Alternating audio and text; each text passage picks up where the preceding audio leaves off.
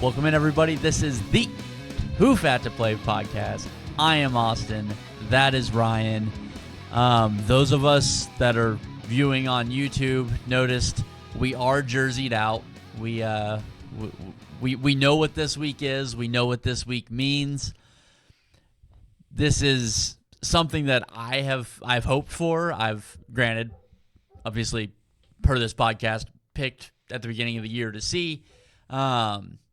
This is the game that I have absolutely wanted to see. This is the game you really hope to avoid.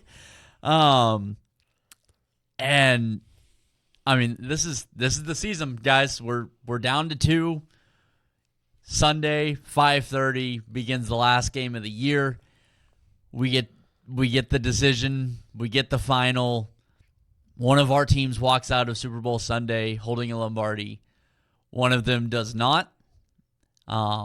For all the marbles, this is this is gonna be an interesting one because we've had a little bit of more pre-show than we typically have.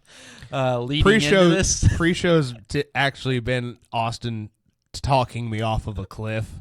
Before we get any further into it, let me get our proud sponsor out of the way. Sticks Golf Lounge right there, Humboldt, Kansas, right on the square. Stop in, have a drink, play a couple rounds.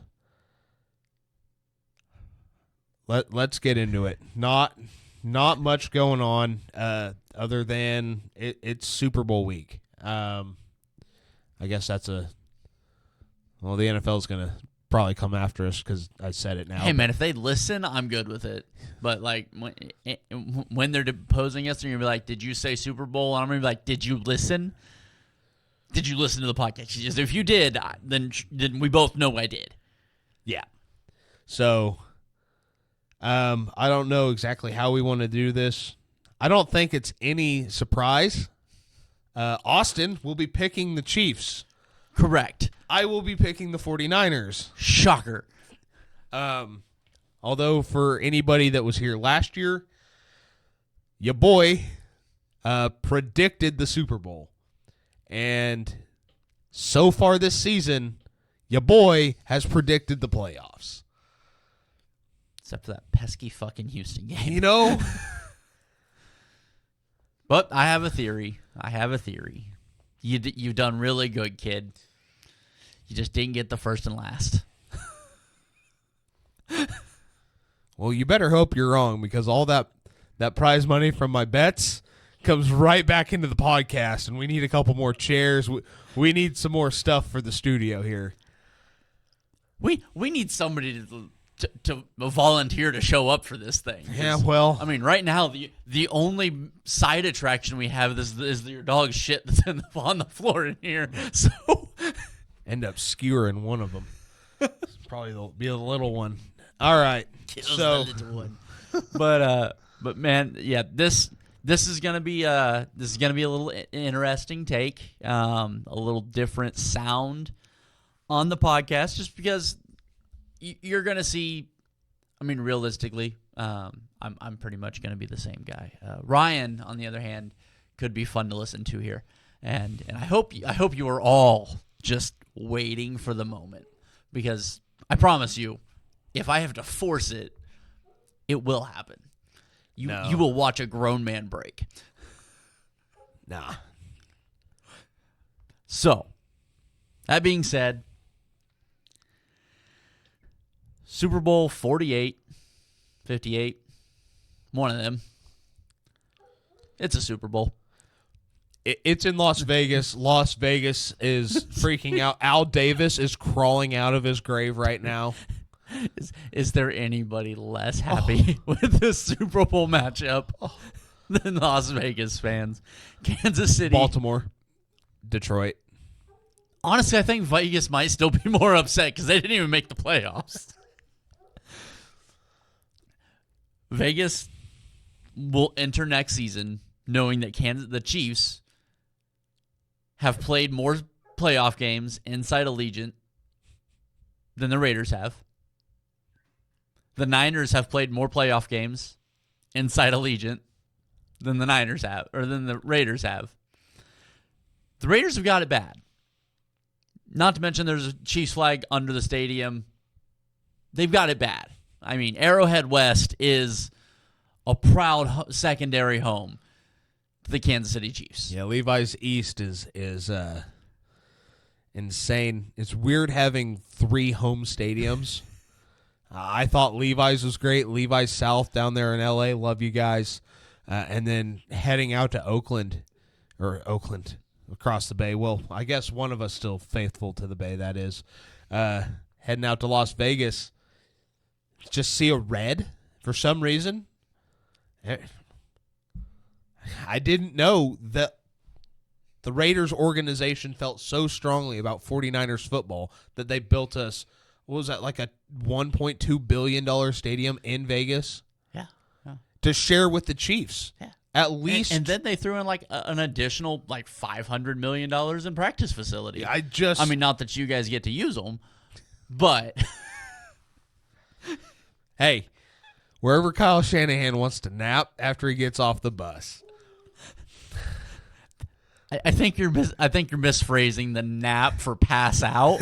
Dude, fucking hammered. Dude, it's kind of like the meme of tequila is the only alcohol that's like, I know a place and then it'll take you there, and then it has the place and it's just a dude laying in the bushes. Because that's Shanahan right now. That dude trashed. Oh, sheets to the wind. Oh, showed up to the facilities yesterday. Obviously, the grounds crew and for both teams got one to the stadium, one to UNLV before anybody else did. And thanks, guys, you bunch of fucking loudmouth bitches. Just fucking noise right off the bat. From the get. And honestly, it's been really noisy. Every fucking year you hear about it. The away team fucking complains about something. Every goddamn year. Whatever. You ask Kyle Shanahan about it. The dude's stunned, first off, that you found him. He doesn't know where he's at. He somehow spits out an answer that makes no sense. Yeah, it felt soft and spongy is what they said. Dude didn't know. The players hadn't been there yet. Like, it was just a clusterfuck from the beginning. It was hilarious. Especially, like, absolutely. Once you've seen Shanahan, you're like, oh, they weren't there. They weren't there. Anybody that's watching that's like there to just see the two teams, you're like, oh, they didn't show up. They got to Vegas and just started popping bottles. Means one of two things. They're wildly unprepared, and they're like, fuck it. And they're going to wing it all weekend. Or they found something on tape and they're like, we got it. We got the secret recipe. I don't know which one it is. Terrified to find out. But seeing Shanahan throwing gang signs in the team bus, just, if that doesn't tell you the exact mood that one team is in compared to the other team, the one team that's like, we've got something to prove, even though you've got the best quarterback in the league and you're on like a fucking 6-year tear, you've got nothing to prove to anybody except for yourselves. Quit telling people that. Fuck off. Like, the only other guy... They're still underdogs. The only other guy the true underdog, the number 13, the only guy that seems to actually have something to prove is like, I don't know, guys. I'm going to go out there and I'm going to play football. It's like, okay, are you going to win or lose? He's like, I'm going to play football. And he's the only one that you can't get a smile out of the guy. I don't know. I hope when they pay him, he becomes a happier guy. Dude. Although it was funny to watch his own tight end say that he was, if he was from in Harry Potter, he'd have been a Hufflepuff. That was fucking hilarious. God, I hate Media Week. It's become so annoying. And again, I realize I say this as somebody that's team literally has a Super Bowl schedule built into their system at this point. Like, I hate Super Bowl Media Week. Never paid attention to it growing up. Never cared. Chiefs played their first Super Bowl. I was like, okay, that's kind of cool. By the second one, I was like, I'm over this. I don't care. Like it's just people asking stupid questions. Oh, and they are the dumbest questions. People asking Patrick Mahomes how he feels about his dad being arrested for his third DWI. People asking Brock Purdy about ruining Taylor Swift's weekend. Like, guys. Like, there's some of the questions you're like, that's kind of a neat tidbit. Yeah, you get Travis Kelce. If they would just take it, every time these two teams met or whatever team they're playing on, Travis Kelce and George Kittle, and just handed them mics and said, run free, that's what I want to watch. Yeah. Give the two adult children microphones and say, have at it, boys. That's the content that I want. Yeah. Patrick Mahomes has nothing else to say after his fucking, was this going to be the 5th Super Bowl appearance? Fourth. 3 wins, 1 loss. Okay. 3-2. It's about to be 3-1. 3. It'll be 3-1 this weekend. I thought he had 3. No. He's been 2-3. I'm getting my years mixed up. Oh, that's right. The fucking Rams Super Bowl. That one was such bullshit. Well, yeah, I mean, the Rams-Patriots, the one that, or honestly, Rams-Bengals. Rams-Bengals. Honestly, Rams-Patriots was probably the bigger flaw. Like, Rams-Bengals, not great, but okay. The Rams-Patriots, both teams in the Super Bowl should have lost in the respective championship games. But, yeah. I forgot about that one right there in the middle. But, yeah, fourth and 5 years, I mean, it's beyond evident that to get to this game in the AFC, you have to go through Kansas City. You have to go through Patrick Mahomes. I mean, and fuck, I guess to win the damn thing, your odds are you're going to have to go through Kansas City and Patrick Mahomes. He's going to be there. I'm kind of happy to see that he's embracing some of the villain stuff. He's like, I'm not trying to be a bad guy. I'm not, I'm going to try and do this with a smile on my face. And, but if I've got to be the villain, I'll be the villain, which I think is the right attitude for him. Like, it's the way you have to go about it because, like, the dude's, he's got a personality. He's out in front of people. He's not Brady, where it's just he shows up on Sunday, kicks your team's ass, and then you don't hear from him again until next Sunday when he kicks somebody else's team's ass. Like, Mahomes is a little more out in front, which, again, probably why people hate him a little bit, is what it is. But I don't know. The way Kansas City is approaching this, like, it just feels like business. Like with the Niners, like there's a celebratory note around them. I wouldn't say celebratory. I mean, from the outside. From the outside, it looks like that. There seems to be a little bit of a celebratory wave. Like, I'm not saying they're in full celebration mode. No. But I mean, and obviously you and I know both of these respective teams inside and out. I've seen celebratory.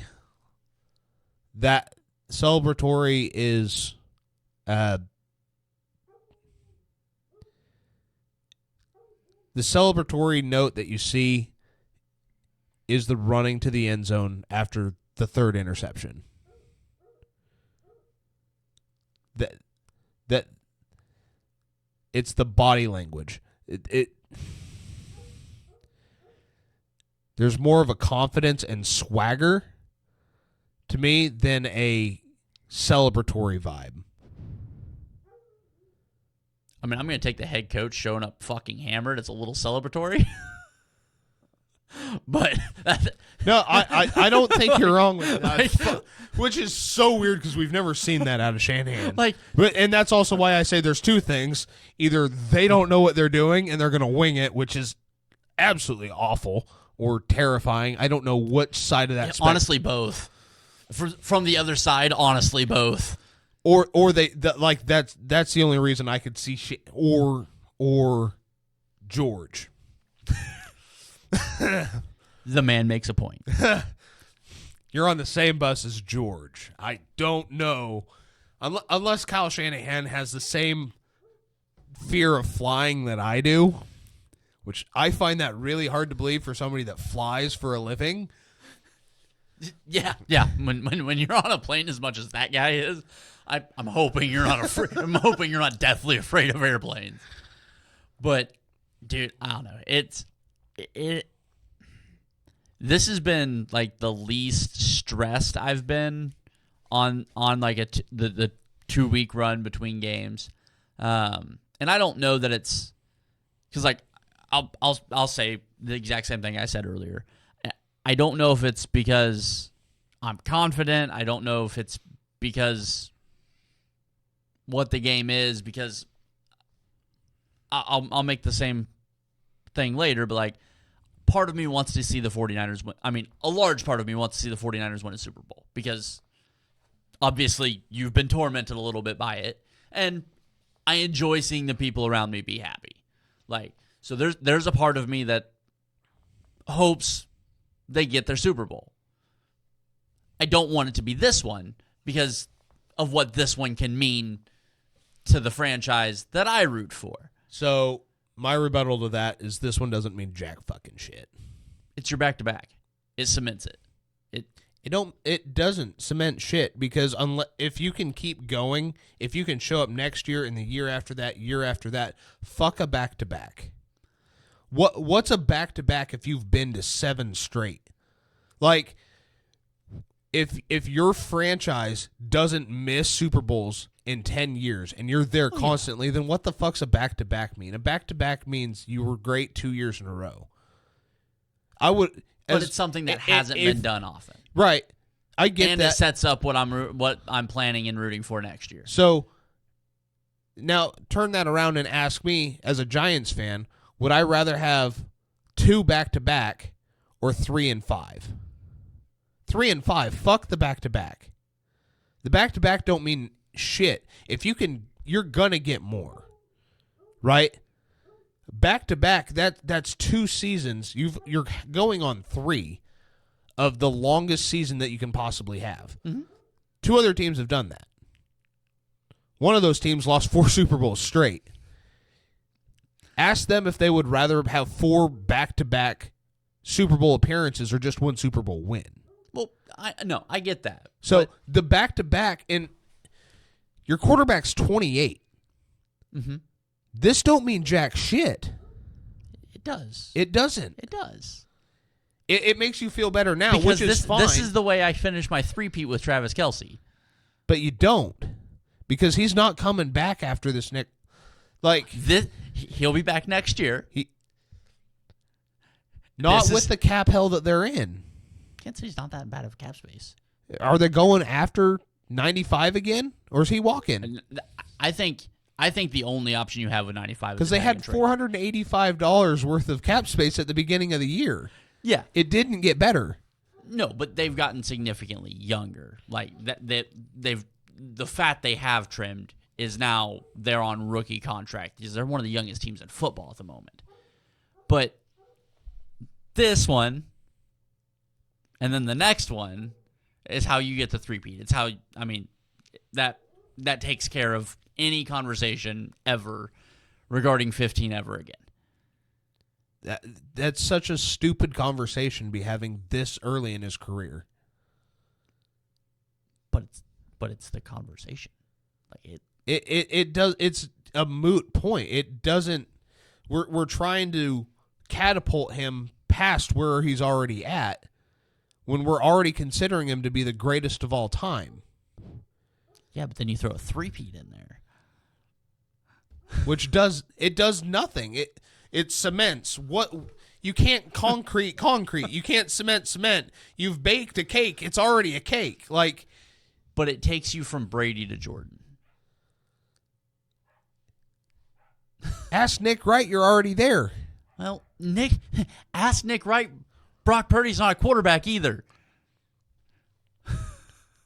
I mean, we approach this in a very different way than Nick Wright does. It's just, I can't say it's piling on because my team's not going to be there every single year, and I understand that. And I also understand that you're wanting your team to win every single year, but if I'm looking at it, those numbers of success, obviously it hasn't been done before, and it won't be done due to what that does to football teams, to sports teams. Mm-hmm. If you're telling me you'd like to have a three-peat, obviously this is a hypothetical question. Mm-hmm. After that, you never see another one. ACLs get torn. Patrick Mahomes, done. Brady went a full decade without seeing the Super Bowl. Right. Obviously, I want to capitalize on as much of Patrick Mahomes' career early as possible because you're not guaranteed shit. For all we know, Patrick Mahomes is retired living in fucking Tahiti in 5 years. That would be the craziest, since Andrew Luck, that would be the craziest fucking thing to ever happen in sports. Yeah, I mean, who knows? Maybe he retires and goes to play baseball. Something Russell Wilson should have done. It's football. Nobody's more than a play away. You're not guaranteed anything but the snap you're about to take. Yeah, no. It means... To me, if you're saying that this has to be what cements it, then you're not watching football. No, we had this conversation. I think this one firmly, if he wins this one, he usurps Joe Montana. I think Montana's win count right at the moment outshadows the talent as far as the greatness value. So this one usurps Montana. This one puts him behind one and only Tom Brady. That's the only quarterback you put ahead of him. And as far as talent, we know that Brady was not Mahomes. No. If you're making the argument that Tom Brady was a better player God. than Patrick Mahomes, you're wrong. If you're making the argument that he's greater than what Patrick Mahomes been to this point in their career, you're wrong. The greatness of Tom Brady for the 23 years that he played, yes, he outshadows Patrick Mahomes at 6. That's fine. He's played for a quarter of the amount of time. But no, I mean, like I said, it's football. Nobody's more than a play away. And to me, there's a different aura around Kansas City right now that feels a lot more... Feels desperate. Yeah, than it has in years past. And that's what... I guess that's what plays into the fact that I think we need this one. That desperation kills. I know. I watched the 49ers 4 years ago. But... Last year and the year before that. That's why I'm confident in my team this year. Because that's the loosest I've ever seen that team. Being loose against Patrick Mahomes, I just don't think is a good plan. Didn't work being tight. That's fair, but... It hasn't in the last 3 years.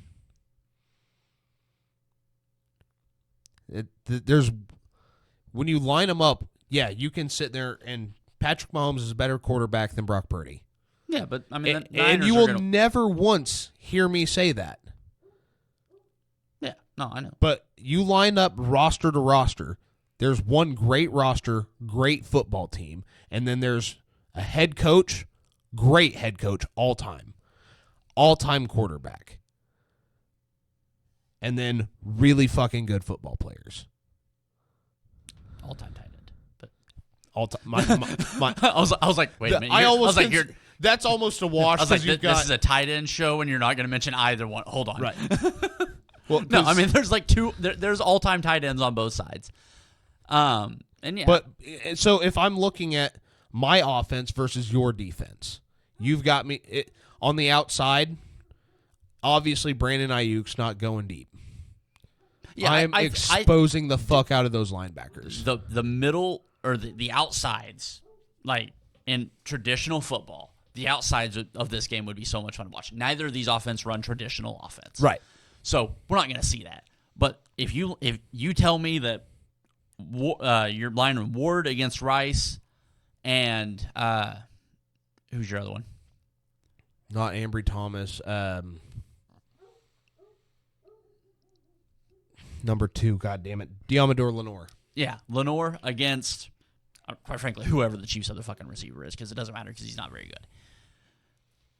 Okay, advantage you. I think Pacheco being back, and I was hoping Tooney would be back, but I don't think that's going to happen. Andy Reid said today it's a long shot. It's a long shot, and I don't expect to see him. But the big point there is Travis Kelce, and you've got the linebackers that should be able to limit him. You're not going to stop him. No, you're not going to stop him because I mean it's the off-script plays, the plays that you can't account for. That's where Travis Kelce beats you. Yes. Can you limit his scripted plays? Absolutely. You've got 2 really good linebackers and a safety that can play over the top of him. You put Deshaun. Okay. Yeah. First, I had Talanoa sitting in my head, and I was like, I need him. I want him. No, that would help a lot. He's there in a cast, but no, I think you can put Deshaun over the top. You can put either Greenlaw or Warner bracket coveraging Kelce, and you can limit the scripted plays on him. Absolutely. Pacheco, you've got a good defensive line. Having a run game is important to this Chiefs team. That could be an interesting watch because my tackles aren't awesome. My interior offensive line has been pretty good, and Nick Allegretti had a great game against Baltimore. Whether or not he can do that back-to-back games, I don't know. I mean, as far as pass run, well, it depends. Is 92 on the field or not? Fucking waste of a 3rd-round pick. Well, could be worse. You could have traded a 6th-round pick for McCole Hardman. Because I will argue that 6 is a bigger waste than your 3rd. But if I see that motherfucker give up on one play in the Super Bowl, I am coming through the TV. I will be on that sideline so fast. You know what? That's fine. I will trade you 92 for 12 right now.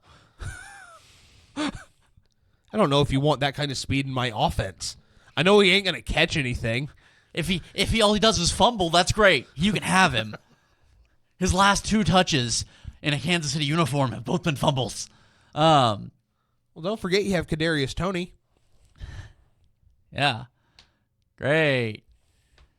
Dude, I don't know. I'm interested to see if or what his role is in this game. Because, you have to pay attention to him as a defense because he can absolutely burn you. On that first swings screen that they throw him and he gets his ass lit up by Dre Greenlaw, he's never catching a football again in the game.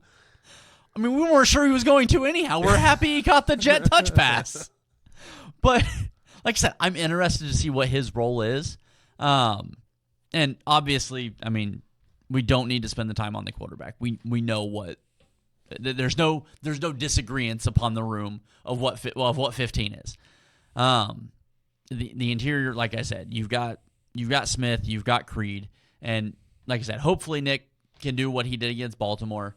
He did a damn good job. He gave up 1 pressure, no hits. If you can do that against this team, great.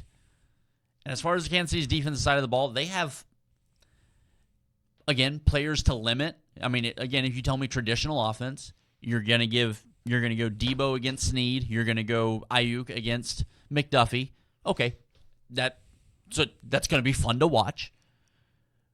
You give me probably Willie Gay and Reed bracketing Kittle. Okay, you can limit the scripted stuff. Again, the off-script stuff is what's going to kill you there. Because Brock, I don't know why people hate him. I really don't. But he's pretty good off the script as well. I mean, no, he doesn't have the fucking howitzer Mahomes has, but Mahomes' howitzer hasn't seemed to be nearly what it has been. The other thing is his touch. Yeah. I don't know if anybody watched. His level throws are incredible. Let's just roll out to the left, throw across our body, and hand Juwan Jennings a ball for a first down. Yeah. Over 3 guys. Yeah. I mean, no, you don't do that. Your quarterback's coach is yelling at you. No.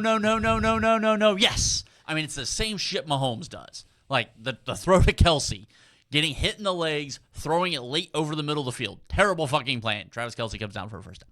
Like, terrible fucking decision making, except for they can do it. I'm not here to hate on Brock Purdy. Do I have the better quarterback in this game? Yes. Absolutely. That's not an argument. You're talking about a guy that has one hurdle to clear in the NFL, and that's the greatest player of all time, versus a guy that was the last pick in the draft that's also perfect in his career on NFC Championship game appearances. Albeit 2 for 2. It's 2 for 2. There's nobody else outside of those two that have never not made a championship game. So, yeah. But again, defense, losing Charles Omenihu, huge loss. Tempered my hope for the defense by a lot. Because now you've got Jones, Wharton in the middle. And Mike Pennell still. But, to me, that means you're playing, whether you're rotating them, stunting them, however it be, you're playing Chris Jones and George Karlaftis on the right side. Because whoever the other one is, and maybe you rotate Karlaftis and Dana, who's taking on the right tackle. Try to keep that guy somewhat fresh, because if you're going to win, it's going to be off the right side. That the help is going to be off the right side. You know what to expect off the right side. Their power is going to be the left side. That's 49er football. You have one of the greatest tackles in football history at left tackle. Possibly greatest football player of all time. Yeah. You have a certified first ballot, no doubt, Hall of Famer playing left tackle, and he has shown no signs of slowing down. Especially when they pull him. You have a right tackle who is very beatable. You put your good pass rushers on that side, and you feed Felix. You go, here, Trent, have this. You can chew on this all game long, spit it out, chew on it again. We don't care. See, that's where Kyle Shanahan looks at that and goes, this is what they're going to do. And then what they end up doing is they start Trent Williams at left tackle, right? And then there's a pre-snap motion, and George Kittle's playing left tackle. And Trent ends up pulling across to the right. And somehow it's still a passing play. And Kyle Juszczyk also comes through on motion and gets a running start on the right side and kills whoever's the... I think this game depends on Chris. For Kansas City's defense, for Kansas City to win this game, Chris Jones has to show up and play like he's got $1 million incentive, because it's the only time he fucking shows up, it seems like right now. Money talks. Fuck yeah, it does. Again, it's the only time he fucking showed up most of the season. Well, he didn't show up week 1, did he? Correct. Oddly enough, cost him almost $2 million. And let's see, if I add 1 and 1, that's $2 million. Weird. But good God, dude. But again, my linebackers, there's a weakness in the middle, which is weird because I have a really good middle linebacker. You do. Nick Bolton's great. Yeah. And Willie Gay's phenomenal. I love Willie Gay. I've been a huge fan for a long time. Happy as hell that he's back, because it does give me a very much heightened level of comfort knowing that Christian McCaffrey or Debo or Ayuk or at this point Jawan fucking Jennings is going to be coming out of the backfield somewhere. It's nice to know that Willie Gay is at least going to be around the field. And then I love Justin Reed most of the time. And his stopping power around the edge, his ability to redirect. I'm going to say it's what sent Baltimore into panic, because when they tried to go to the outside, like everything says you should go, all of a sudden 20 was there and things didn't go the way that you thought they were going to. Yeah, and the other thing with Baltimore is when the outside wasn't there and the quick cut back to the inside was, and you could drive 7 or 8 tractor trailers through it, they froze. Something CMC doesn't do. Which is also weird because the Kansas City defense ranks 31st in outside zone on the season. The 49ers rank first. I mean, that alone to me, it's going to be an offensive game. You've got two what are supposed to be. I think the first half is going to be an offensive game. I have it the other way around. I have it the second half being offensive. Neither of these teams give up points in the second half. Like, I don't know what it is. You go into halftime, you come back out, you don't score. like this game, I know this is going to sound weird, but sometimes when you go into the game 17-7, sometimes the game ends 17-10. that to me, the first quarter is going to be like, holy shit, buckle down the hatches. And then after that, I think you're going to see these defenses step up. I mean, Kansas City's going to come into halftime with a 10-point lead.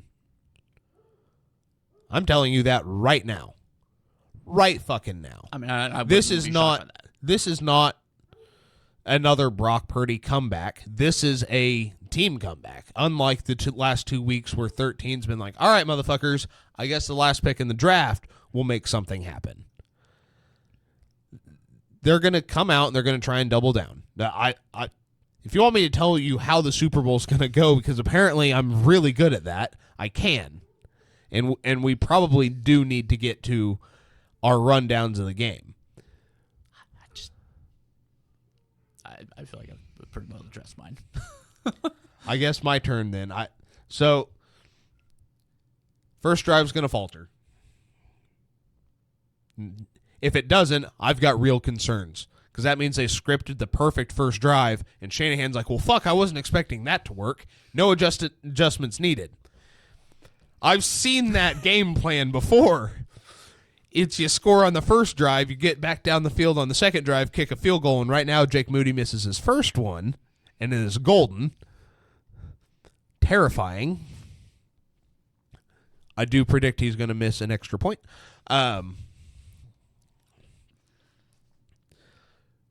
I've got the score coming into halftime at 20-9. Yeah, that's giving Kansas City a lot of points. I've got it 20-9 coming into half. Underwhelming first half with the run game, because once again, Kyle Shanahan's like, we're going to throw the ball. You don't need to. Not with that run game. You did. I'm sorry, but not against that defense. Everybody panics against the Chiefs. They don't keep a level head. If you look at the games that they've lost this year, the teams are like, hand them the ball. Just hand them the ball. We don't know what else to do. Oh, shit, it's working. Oh, look at that. How'd the Buffalo Bills do it in the regular season? They ran the fucking football. What did they not do in the fucking postseason? They had 182 rushing yards that game. I mean, they did run the ball against Kansas City. Not when it fucking... It's like the fourth quarter of the first time we met in the Super Bowl. What are you doing? Stop putting the ball up. You missed to Emmanuel Sanders. They scored. Run the damn ball. That first Super Bowl was a Deebo Samuel jet sweep. Yep. Every 3rd and 8, it was 3rd and 8 jet sweep. 3rd and 8 jet sweep. I wouldn't be surprised if they came out with the same game plan and it wasn't fucking working. Honestly, I expect the first play of the game for the 49ers offense to be a jet sweep to Deebo. Just be like, we got to see. Hold on. At the same time, I hope it is, because I've watched the Chiefs games going, run the ball. If you want to beat them, run the ball. You're not running the ball. You're panicking. You're up 10, and they stopped you on 4th down. Cool. You've been stopping them. You make them make the mistake. If that doesn't happen, you just keep running the ball. They score, you score. They score, you score. They score, you score. You get up. That's all you have to do. Don't fucking panic. Shanahan has panicked the last 2 times he's been in this situation, and the last time he was overcompensating. This time he doesn't have a quarterback that knows how to overcompensate. This time his quarterback, who he has all the faith in the world with, was like, how about you call a play, and if I don't like it, I'll make something happen. Shanahan says, don't do that. And he goes, cool, then call the play. Guys, I'm going to make something happen. Will it be spectacular? Probably not. Because he's just Brock Purdy. That's all he is. He's not he is a game changer, but he's not going to change the game. Does that make sense? Yeah. He changes the game by just doing enough. I guess he manages the game quite well. I don't know. Alex Smith says he's not allowed in the game managers club, so He would know. damn straight he would. Coming from both of us, that's really weird. Well, because he was a poor game manager for you. He was a pretty good game manager for me. No, so Chiefs are going to go up 11 at half. Christian McCaffrey's going to get the ball. Christian McCaffrey's going to go down. Going to be hurt in the third quarter. It's going to look a lot like the last Super Bowl. Deebo Samuel running the ball. They're going to run it right up the middle every fucking time. And then he's going to throw it to 85. Because something tells me George Kittle's going to, I don't know, steroids. He should probably be drug tested before, during, or after the game. All three. Just all three. The guy is, him and Trent both. Trent might have actual gorilla DNA. Like I'm pretty sure it's just because he's a fucking monster. I don't care. I need proof. If somebody actually came up to me and said, "We found Godzilla," and it was Trent Williams, I'd be like, that checks out. Yeah. No, that makes sense. Honestly, I've been expecting the nuclear breath for a while now, so I'm good with it. But I've got this ending 30-27. I've got it ending 24-17. This offense doesn't get held under 30. This defense doesn't give up 30. This defense hasn't given up 25. This defense can be run on, and that's going to be the difference. Because you can stop the run in the first half, and Kyle Shanahan doesn't care. Brock Purdy doesn't care. George Kittle doesn't care. They will score their 30 points. No, they won't. They will. They won't. I'll throw 20 on that right now. Okay. They're going to score their 30. No, they won't. They will. They won't, because you don't. You get Which one are they between stopping? They'll stop 13. 13's not the one you have to stop. He's the one you got to make the mistake. If he's not holding the ball, They're going to put the ball in his hands. yeah, and then hand it to 19 or swing it out. Like everything that Brock hasn't been is what he's going to be this week. I don't know. Because when this defense doesn't give up 30. When Baltimore was actually moving the ball, it was throws behind the line of scrimmage. It was screenplays. It was quick. Brock It's Purdy. the same thing Buffalo tried, and it did absolutely fucking nothing. They didn't run the ball. Buffalo ran the ball. Then they tried that's Shanahan's offense. Is everything that worked with Baltimore. The Bees are fucking with me. I was just going to let it go. Christian McCaffrey will be able to run. I don't doubt that. Between the 20s, he'll be able to run all over them. And that's the number one red zone offense in the league. Okay. You put a jump ball up, you're taking McDuffie over Ayuk, not a chance. I think in the red zone, you put Snead on Ayuk, and I'll take Snead. I'll take my chances with Snead. Then I'm taking Jawan Jennings on whoever the fuck you've got.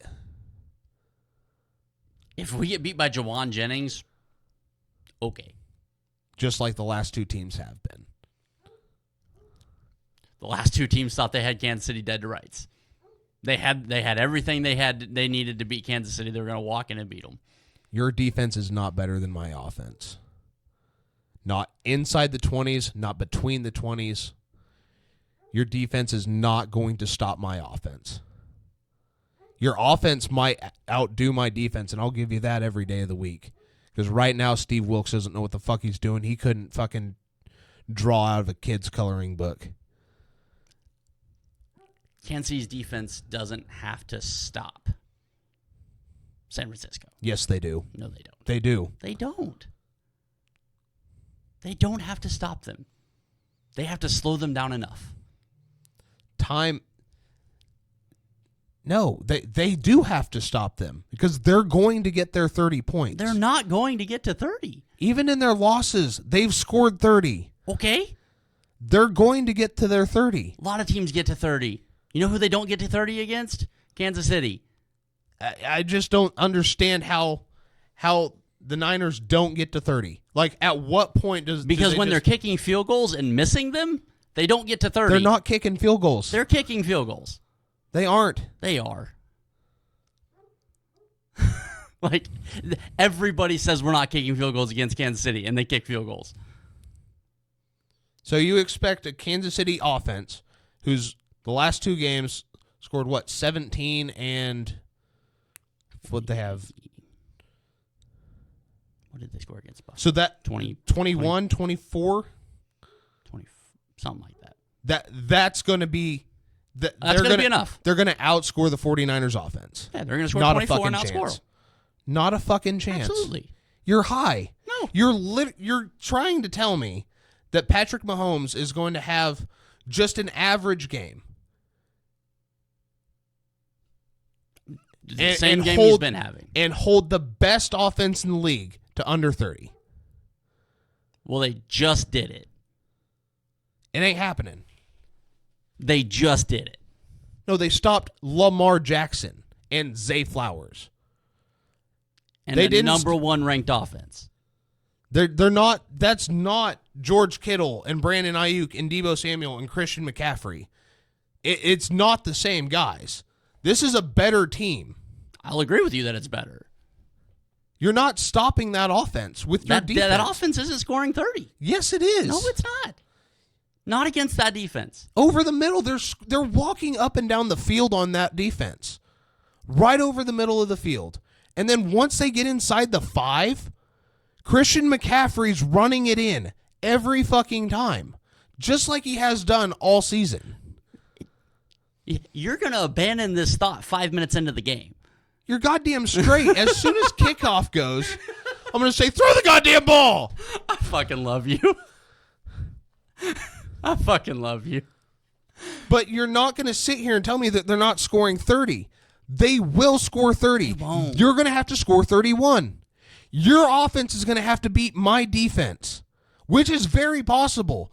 If you would have come in here and said that it's going to be 34-30, the 49ers will score 30. I just don't think they will. I mean, you're talking about a team that, via the clear and obvious stats, this defense is better than the defense that carried Peyton Manning to the Super Bowl.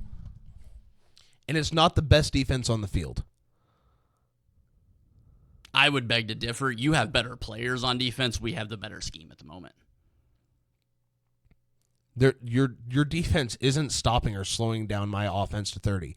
It is. It's not. It is. You're Everybody has said you're outside zone run. Like the one thing you're going to run into Justin Reed. When has one guy ever taken down Christian McCaffrey? The goal isn't to take him down. Like it doesn't slow him down.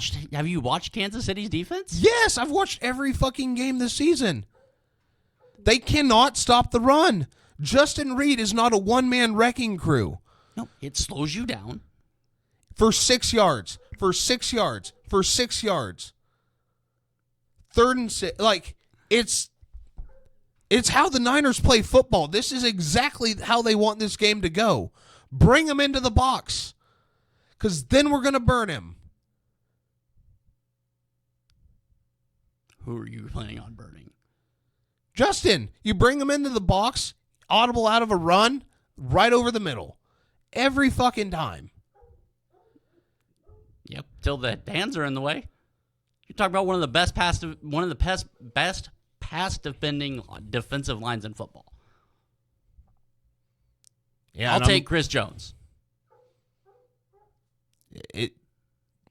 you're running off of my team's been here the last 3 years, not what the better team is on the football field. The 49ers are the better team. I've picked against this team for 3 weeks because they haven't been the better football team on the field. And it's time to start. I have picked against Kansas City because they have not been the better team on the field. You're Against also Miami, looking at the one team that doesn't have the aura around them. You've got 5, 6 guys that have been like, this motherfucker beat us once before. beat the shit out of Josh and Stephon. The entire Bills defense, the entire Bills team wants nothing but revenge on the Chiefs. Lamar has to get by Patrick Mahomes for his career to mean anything at this point. And at this point, Baltimore came in with a plan. They panicked. Buffalo came in with a plan. They panicked. Shanahan's notorious for it. Everybody's got a plan until you get punched in the mouth. And that's what this Kansas City defense does. That's what this Kansas City team does. Whenever you have to make the adjustment, you're too late.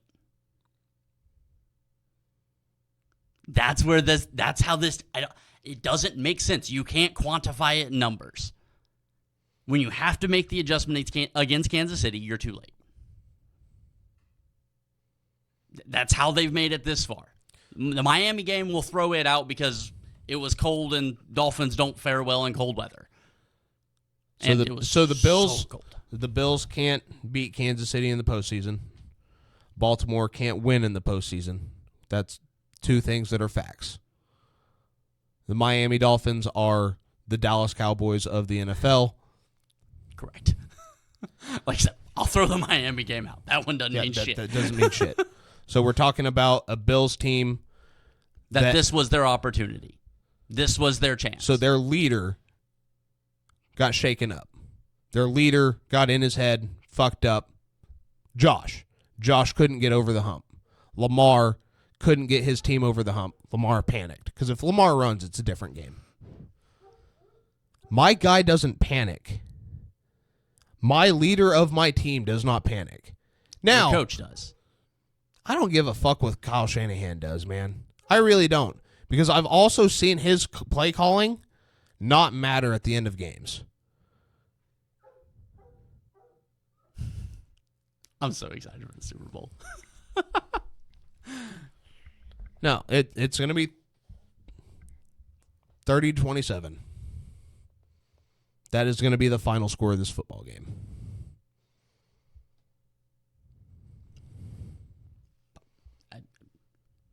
Okay. We'll leave it at that. Oh, this was fun. I enjoyed this. It's 9 o'clock. It's 9 o'clock. We're going to get out of here. Hope you guys enjoyed the show. But I've got a lot of editing to do. we're going to get out of here. Enjoy the game. Enjoy the time. Start a petition to make Monday a national holiday. No shit. I plan on being belligerently drunk the entirety of the Super Bowl. Oh, goodness. Every second of it. I'm thinking every score I'm taking a shot. God, 60 points is going to be a lot to drink. That's going to be a whole lot of drink. But we're going to out of here for the final time with a football game following this with this show. We're going to get out of here. Until March. Goddamn UFL. The cause, the law, motherfuckers. You in the fucking UFL. We're going to get out of here, guys. Be kind to each other. Love one another. And always remember, fuck the Cowboys.